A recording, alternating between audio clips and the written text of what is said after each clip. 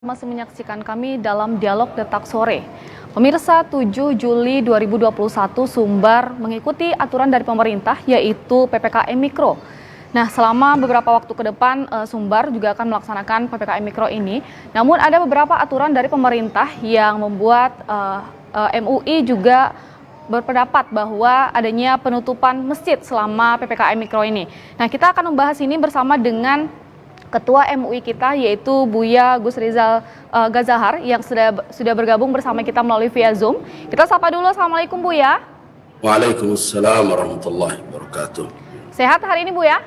Alhamdulillah, hendak semua sehat. Alhamdulillah sehat. Nah Buya, Sumbar ini sudah melakukan PPKM Mikro ini ya Buya ya.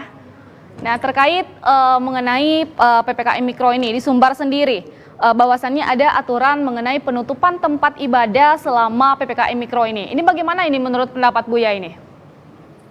Baik, terima kasih Linda dan seluruh nonton Padang TV.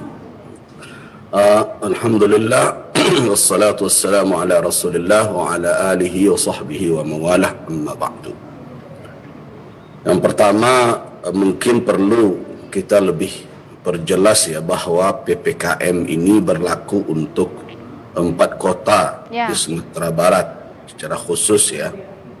Dan di dalam aturan yang ada poin secara tertulisnya tentu bukan menutup masjid, bukan begitu bunyinya. Tapi meniadakan kegiatan ibadah di rumah ibadah. Nah, tentu akibat dari meniadakan nanti adalah pelarangan kegiatan ibadah di rumah ibadah, dan selanjutnya ya tentu masjid sebagai rumah ibadah kaum muslimin tidak boleh lagi melakukan kegiatan ibadah apapun, dan tentu akan berakibat ditutupnya masjid selama pemberlakuan PPKM tersebut. Ini yang menjadi persoalan.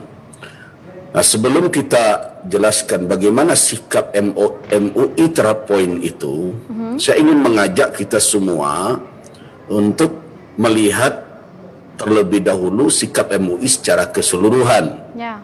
Kadang tidak terekspos ya, atau mungkin ada yang tidak mau mengekspos, karena kan terkadang kalau sudah seperti ini yang diangkat adalah poin yang berbedanya saja gitu. Banyak poin-poinnya itu Rinda. Nah, keseluruhannya Majelis Ulama Indonesia Provinsi Sumatera Barat tidak bermasalah dengan ketentuan-ketentuan dalam PPKM itu. Termasuk ya di situ ada pembatasan kegiatan masyarakat dalam berbagai bidang ya. Nah, MUI tidak mempersoalkan. Walaupun sebenarnya ada sebagian yang mempertanyakan bagaimana dampak perekonomian dan sebagainya. Tetapi karena MUI lebih fokus dalam perkara yang memang menjadi keresahan dari masyarakat, menjadi pertanyaan dari umat, yaitu tentang kegiatan beribadah di saat penerapan PPKM itu. Nah, jadi perlu diingat bahwa poin-poin lain tidak ada dipermasalahkan oleh Majelis Ulama. Itu satu dulu. Jadi satu poin ya, Rina. Kemudian yang kedua, yang perlu difahami bahwa Majelis Ulama Indonesia Provinsi Sumatera Barat ya, lebih awal ya, bahkan sebelum ada ketentuan-ketentuan di MUI di pusat, kita sudah bersepakat dengan pihak-pihak terkait untuk bersama-sama dalam mengatasi pandemi ini. Bahkan belum ada suspek di Sumatera Barat pada waktu itu. Mungkin bagi siapa yang mau mereview ke belakang kembali, dia akan temukan bagaimana MUI Sumatera Barat bersikap terhadap wisatawan yang langsung datang ke BIM dari China ya. Kemudian berikutnya bagaimana MUI Sumatera Barat mengeluarkan bayan maklumat tentang semestinya para perantau bersabar menahan diri dahulu. Dan saya rasa semuanya tercatat dengan rapi, baik oleh pemerintah, pihak terkait. Nah, itu semua adalah bentuk dari komitmen Majelis Ulama Indonesia Provinsi Sumatera Barat untuk bersama-sama mengatasi pandemi ini. Nah, bahkan kalau kita kembali ke Idul Fitri, bukan yang barusan ini, yang sebelumnya sudah 1 tahun lebih ya, MUI Sumatera Barat malah meniadakan solat di tempat-tempat yang berisiko tinggi. Nah, walaupun tentu tidak akan total, karena hukum itu kan kita letakkan berdasarkan ilat hukum. Nah, jadi komitmen MUI Sumatera Barat untuk bersama-sama dengan pihak-pihak terkait mengatasi pandemi ini, saya rasa bisa dilihat dan bisa diketahui bagi siapa yang mengetahui, kecuali bagi siapa yang ingin meminggirkan peran itu ya.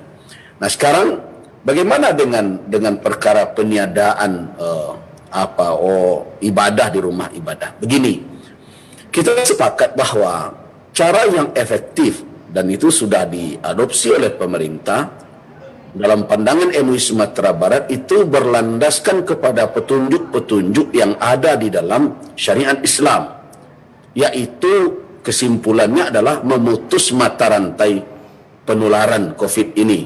Itu yang kita sepakati, memutus mata rantai. Nah, memutus mata rantai itu bisa dalam bentuk physical distancing, salah satu, dan bisa juga dalam bentuk social distancing lebih luas ya.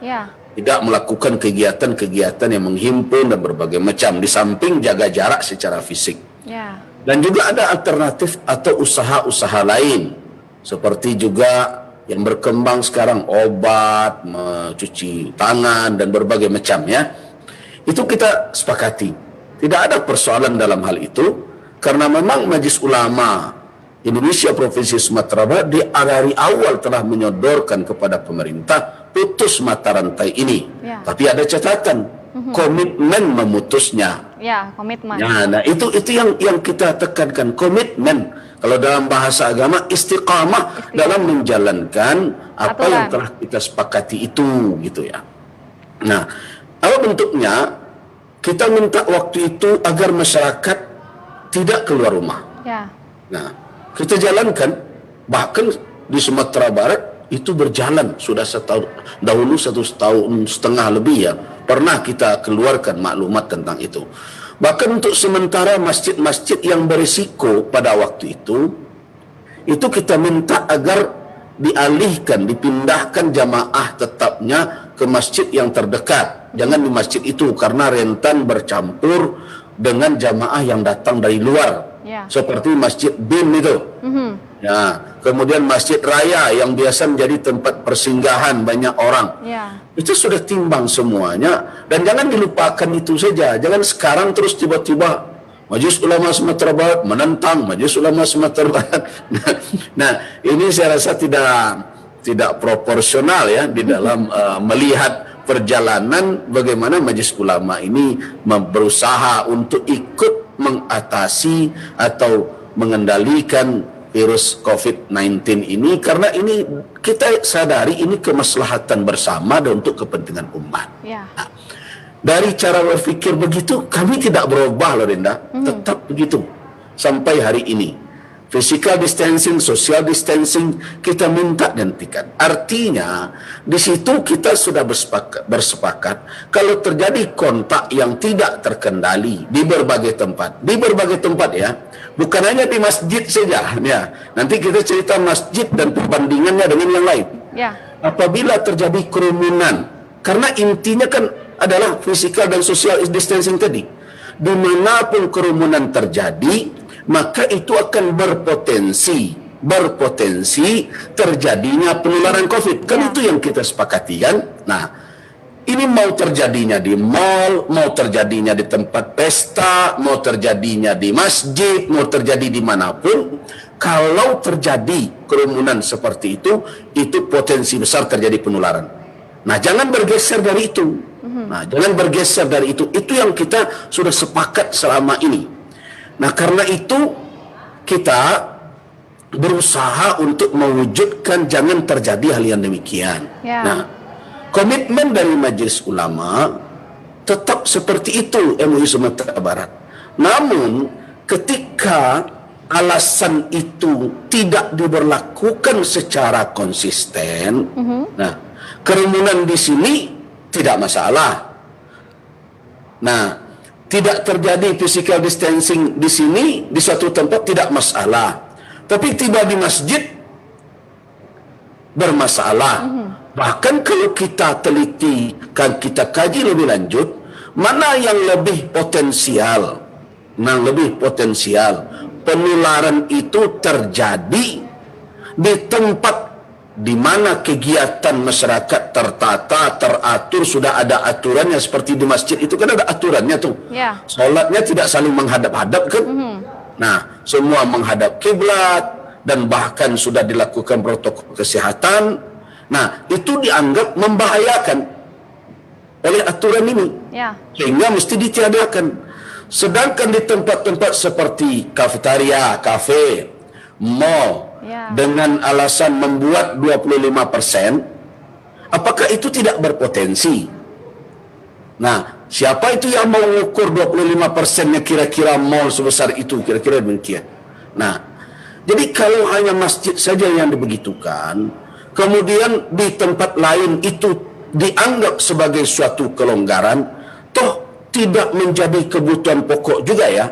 Mall tidak kebutuhan pokok orang.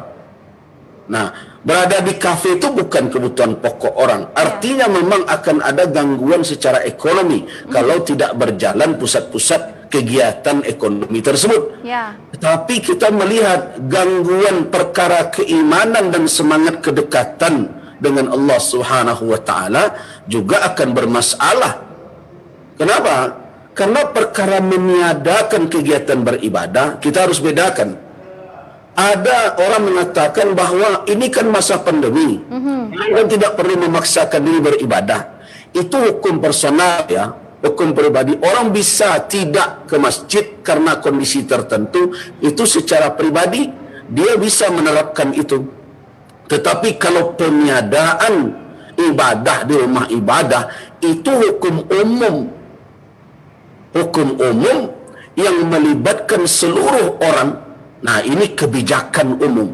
Nah, karena itu MUI meminta agar hal yang seperti ini tidak diberlakukan di kota-kota Sumatera Barat yang telah ditetapkan sebagai daerah PPKM itu. Nah, ini yang kita minta. Kenapa? Karena toh di tempat lain tetap akan terjadi kerumunan, potensi penularan tetap ada. Kenapa tiba di masjid hal seperti ini sangat dikhawatirkan sehingga mesti harus dinolkan gitu kan? Kan dinolkan. Yang lain bisa 25%, ini sekian persen. Tiba di masjid harus dinolkan. Nah, kalau ini yang dilakukan, apa yang kami khawatirkan adalah kepercayaan masyarakat terhadap penanggulangan ini akan semakin menurun. Nah, kenapa? Orang-orang akan memiliki alasan bahwa cara-cara atau aturan-aturan untuk mengantisipasi atau menanggulangi pandemi ini lebih banyak menyasar kegiatan beribadah umat Islam. Nah, kalau hal seperti itu mendapat alasan dengan kebijakan yang seperti ini, akibatnya apa nanti? Nah, aturan yang lain pun dianggap enteng oleh masyarakat.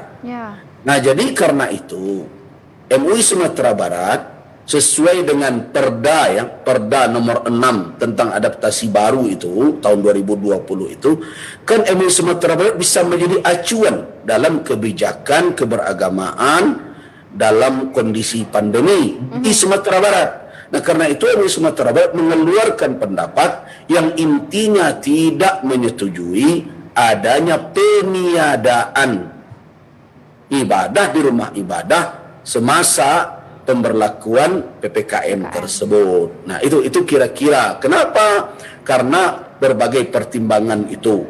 Dan insya Allah kalau ini dijalankan tapi dengan catatan ibadah tetap berjalan, tapi ada catatannya, yaitu ada prokes, protokol kesehatan yang ketat diterapkan di berbagai tempat ibadah tersebut. Nah, kalau itu dijalankan dan dibantu diawasi oleh pihak terkait, insya Allah Bahkan saya rasa potensi di luar masjid itu jauh lebih besar penularannya dibandingkan di masjid. Itu kira-kira, Rinda. Oke, berarti yang setuju dengan MUI ini beranggapan bahwa tidak bisa dibandingkan ini penutupan tempat ibadah atau kegiatan yang di tempat ibadah dengan kegiatan di restoran atau di mal gitu, Bu ya? Ada memang yang mengatakan tidak bisa dibandingkan. Ini bukan perkara perbandingan, ini perkara alasan kenapa. Nah, alasan kenapa dilarang orang berhimpun, alasannya adalah potensi menularkan, kan begitu. Nah, kalau memang konsisten, sudah terapkan di setiap perhimpunan, dimanapun, tempat pesta, begitu juga di mall, begitu juga di kafe. Dan di situ memang sengaja orang untuk berbicara satu sama lain, dan orang berjalan-jalan, dan sulit untuk melakukan protokol kesehatan sebenarnya. Kalaupun bisa berlaku ya di pintu mall kan, ya. Tapi di dalamnya siapa yang akan mengawasi? Nah, di masjid seperti apa? Kan tidak begitu. Orang tidak jalan-jalan, orang tidak saling ngomong satu sama lain.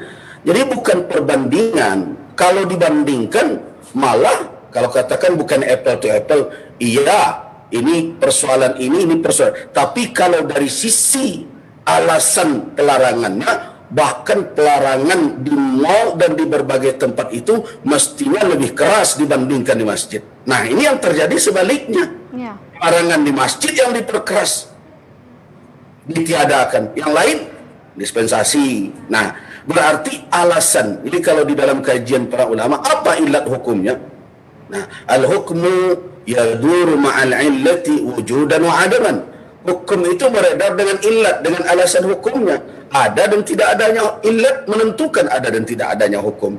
Kalau memang potensi penularan yang menjadi alasan, apapun potensi penularan, kita tiadakan. Itu dari awal usulan Majelis Ulama Sumatera Barat. Kalau memang benar kita mau memutus mata rantai, ayo tutup semua. Dari awal kita setuju, termasuk masjid juga akan kita tiadakan. Tapi semuanya, supaya betul-betul terjadi apa yang menjadi alasan tadi. Ya. Tapi kalau di masjid saya yang tidak, di tempat lain berkerumun, kira-kira pemutusan mata rantainya terjadi enggak itu? Ya. Kalau untuk itu, Buya, tanggapan dari pemerintah sendiri setelah Buya menyampaikan ide-ide seperti itu, bagaimana tanggapan pemerintah ini?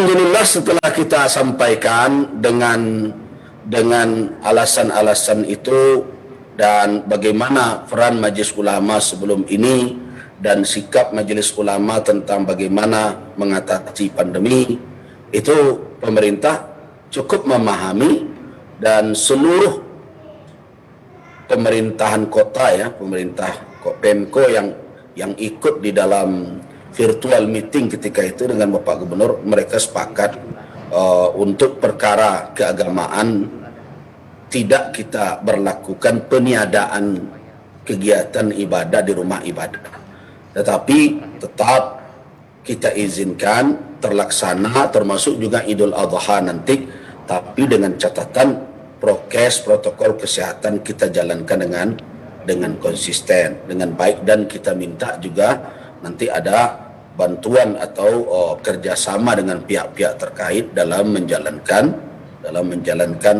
prokes tersebut. Dan Majelis Ulama Indonesia Provinsi Sumatera Barat, insya Allah ini malam ini kita akan adakan pertemuan dengan Komisi Fatwa, dengan MUI 4 kota yang masuk PPKM itu, dengan Dewan Pengurus untuk membuat rincian turunan dari keputusan tersebut, apa yang perlu dilakukan dalam bentuk taujihat arahan kepada umat. Karena juga ada nanti kegiatan ibadah kurban yang biasa juga menghimpun masyarakat banyak. Nah, nanti kita akan berikan arahan, insya Allah, mudah-mudahan sampai hari Senin atau Selasa sudah keluar panduan untuk umat di dalam beribadah. Intinya adalah ibadah tetap berjalan tapi dengan protokol kesehatan, dan pemerintah harap dibantu umat untuk bisa beribadah. Dan ada catatan kami terakhir waktu itu kepada pemerintah daerah, kami meminta agar agama jangan sekali-kali kegiatan ibadah umat, ya. Jangan sekali-kali dipandang sebagai hambatan untuk menanggulangi COVID-19 ini. Kenapa?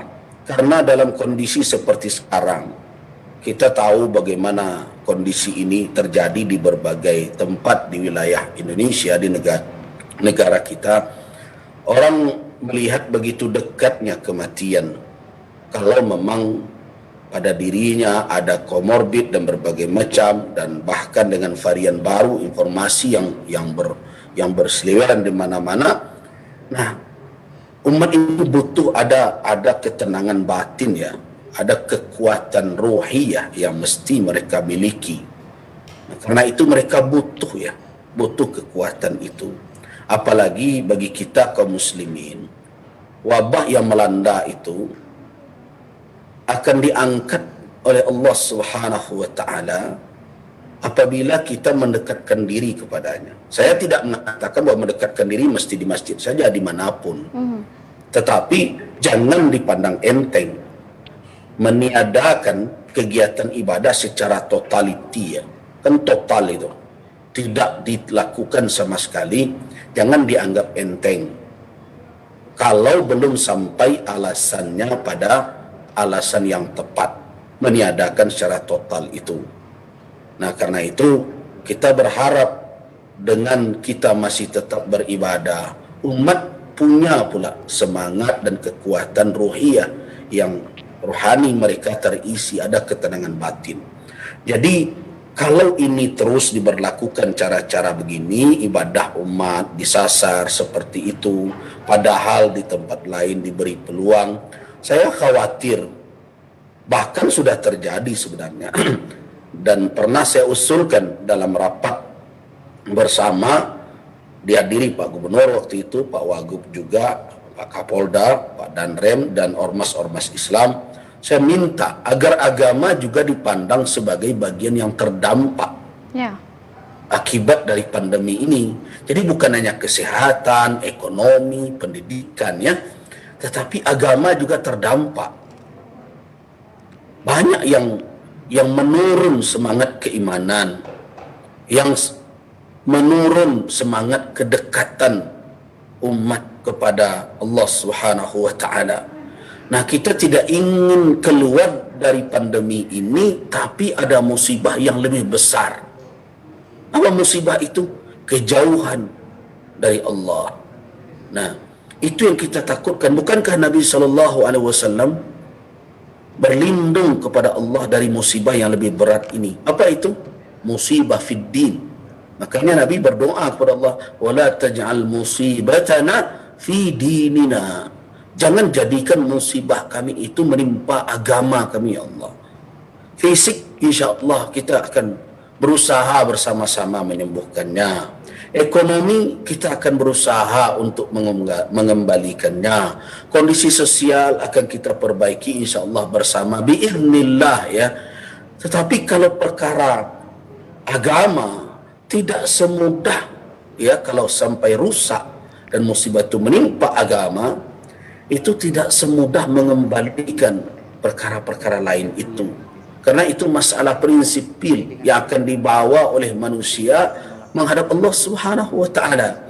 Jadi MUI Sumatera Barat meminta agar agama itu dimasukkan kepada yang terdampak. Jangan terus seperti menjadi penghalang. Nah, banyak sekarang yang bahkan di antara orang-orang yang aktif, ya, di kesehatan, saya terima kasih mereka telah berjuang. Mudah-mudahan Allah membalasinya, jazahumullah khairal jaza. Tetapi jangan kita berpandangan kalau sudah meningkat positive rate atau berbagai macam, ini agama pemicunya nih, ibadah umat ini. Kenapa sih begitu cara berpikir kita? Kok terus itu yang menjadi sasaran?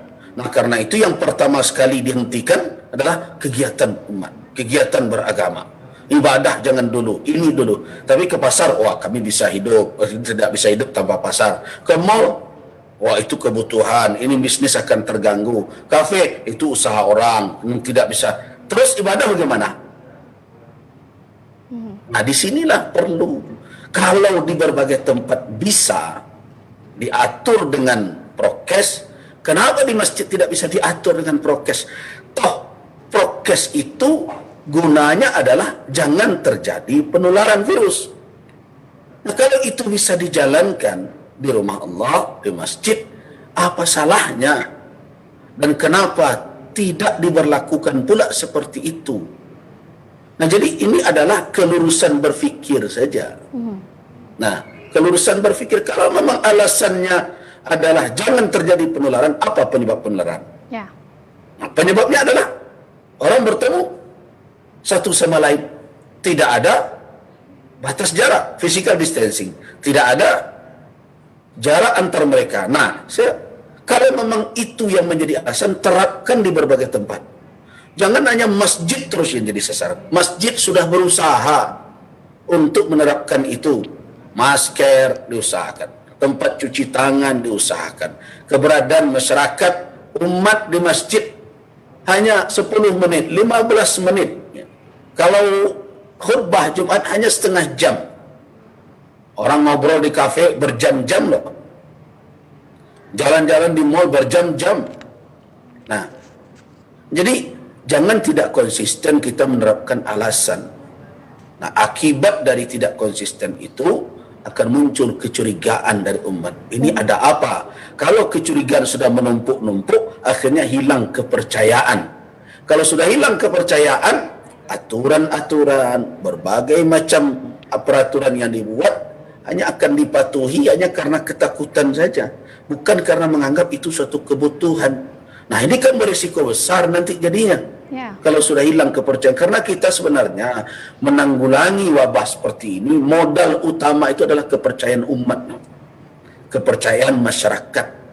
Nah, kalau kecurigaan yang ke depan, kita sulit untuk mengatasi kondisi seperti sekarang. Itu kira-kira Rena. Oke. Terakhir Buya, bagaimana ini harapan Buya terhadap PPKM ini di MUI sendiri ini? Bagaimana harapan Buya untuk kedepannya ini? Ya, kita berharap PPKM ini adalah sebagai salah satu usaha untuk menurunkan sebaran ya. Sorry Bang, ini lupa. Penyebaran COVID ini. Dan kita berharap PPKM ini juga efektif untuk kalau bisa menghentikan penyebaran COVID ini. Itu harapan kita. Dengan catatan tentu kita harus betul-betul memperhatikan efek dan dampak dari pemberlakuan PPKM tersebut. Sebab musibah atau mudarat yang seperti sekarang kan menimbulkan efek yang begitu banyak. Bukan hanya perkara kesehatan. Karena itu kita berharap pemerintah lebih komprehensif melihat dampak dari pandemi. Perbedaan pendapat. Ya, itu yang kita harapkan. Kemudian berikutnya, yang kedua, kita berharap dalam perkara beribadah ini, ini masalah yang sensitif.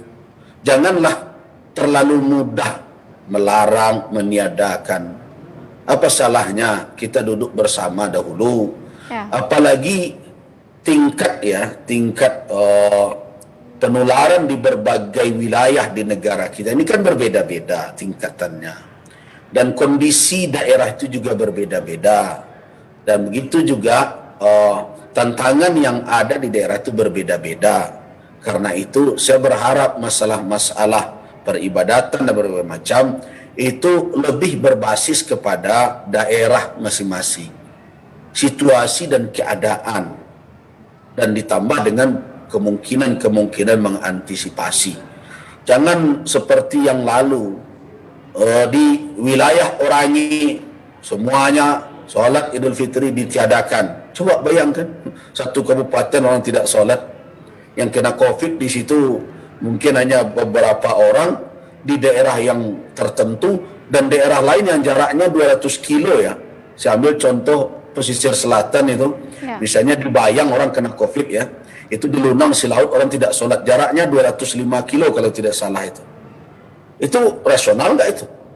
Nah, jadi aturan-aturan dan arahan-arahan yang tidak berada di atas alasan yang tepat, tidak secara rasional, tidak dalam tuntunan syariat, ini akan membuat orang menjadi kehilangan kepercayaan. Jadi saya berharap ke depan kita intensifkan koordinasi, dan alhamdulillah Majelis Ulama Indonesia Provinsi Sumatera Barat berterima kasih kepada pemerintah provinsi, pemerintah kota-kota yang diterapkan PPKM padanya, yaitu Kota Solo, Kota Padang, Kota Padang Panjang, dan Kota Bukit Tinggi, yang telah mengakomodir imbauan dari Majelis Ulama dan memahami sikap dari Majelis Ulama Indonesia Sumatera Barat. Semoga ini menjadi suatu cara yang tepat bagi kita dalam mengelola kondisi umat, dan kita tetap bermohon kepada Allah tidak putus-putusnya dan mengajak seluruhnya untuk bermunajat. Semoga masalah ini segera berakhir, pandemi ini diangkat oleh Allah Subhanahu wa taala, dan kita dikembalikan dalam kondisi normal seperti dahulu. Amin ya rabbal alamin. Buya, terima kasih Buya sudah bergabung pada Padang TV sore hari ini. Sehat selalu Buya. Alhamdulillah sehat semua kru Padang TV. Saya doakan sehat semua. Assalamualaikum warahmatullahi wabarakatuh. Waalaikumsalam. Terima kasih Buya. Pemirsa, itulah bincang-bincang kita dengan Buya Gus Rizal Gazahar. Terima kasih. Assalamualaikum warahmatullahi wabarakatuh.